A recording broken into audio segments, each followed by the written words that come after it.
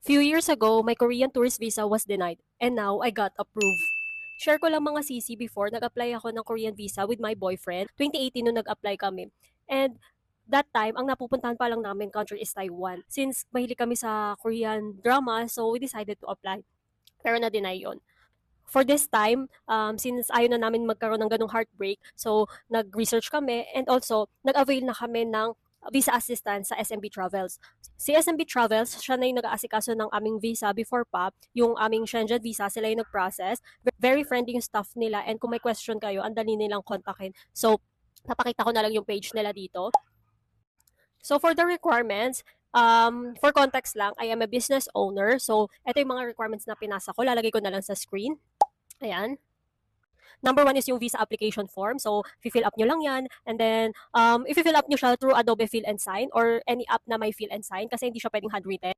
And then next, yung passport mo, photocopy ng passport nyo, and then yung mga stamps na napuntahan ninyong country. Number three, yung passport photo. So, sasabihin nyo lang yan sa photo studio na for Korean visa, alam na nila yon. Number four, proof of financial capacity. So, ito yung ating bank statement. Ang pinasa ko sa number 4 is yung bank certificate with 6 months ADB. And then, bank statement, 3 months. Yung ADB, guys, sasabihin nyo lang yun dun sa bank ninyo. And then, sasabihin nyo lang din na i-address sa Korean Embassy. So, ilalagay ko na lang din sa screen kung saan nyo i-address siya. And then, yung ITR. So, 2316 or 1701 if may business kayo. So, number 5 is employment or business documents. Kung employed kayo, kailangan ng certificate of employment or leave of absence. And if you are a business owner like me, ang pinasa ko is my ITR, Certificate of Registration sa BIR, and yung kung mayroon kayong mayor's permit, pwede nyo din yung i-submit. Very important to mga documents na to kasi ito yung pinaka proof of ties ninyo na babalik talaga kayo dito sa Philippines. Kailangan nyo ma-prove or mapakita sa mga documents ninyo na ninyo bumalik dito and hindi kayo mag-overstay dun sa Korea. Number 6 is travel itinerary. Yun yung mga day-to-day schedule ninyo na gagawin nyo sa Korea. This is optional ha. Kami kasi nagpasa kami ng cover letter. So sa cover letter, inattach na din namin yung itinerary namin. So kung may question kayo about sa cover letter namin, comment down below lang kayo. 7 is the flight and hotel booking. Pwede din isubmit nyo to or hindi. Hindi naman required na mag-book na kayo agad ng flight and hotel.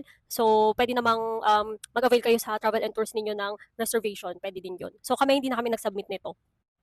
Then last is the cover letter. So cover letter is kapag may mga hindi kayo masasubmit na documents, i-explain nyo doon kung bakit hindi kayo makakasubmit and then doon nyo i-explain sa consul nila na reason ng travel ninyo. For cover letter guys, so nag-submit kami nito kasi gusto namin mag-apply ng multiple Korean visa, multiple entry na tourist visa. Pero ang na-approve lang sa amin is single entry. So pag first time siguro, single entry muna yung i-approve nila sa inyo. Pero may iba din na na-approve ng multiple. So that's it sa mga requirements for my Korean tourist visa application. And guys, naglabas si Korean Embassy na mas mabilis na lang ngayon yung process. February 21 shop process and then February 25 lumabas yung results namin.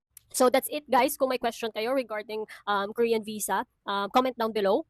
Disclaimer lang guys ha, hindi ako visa officer so sa Korean Embassy pa rin yung decision kung ma-approve kayo or deny. So huwag kayo mawalan ng pag-asa, apply lang kayo ng apply guys. And that's it. Comment for more.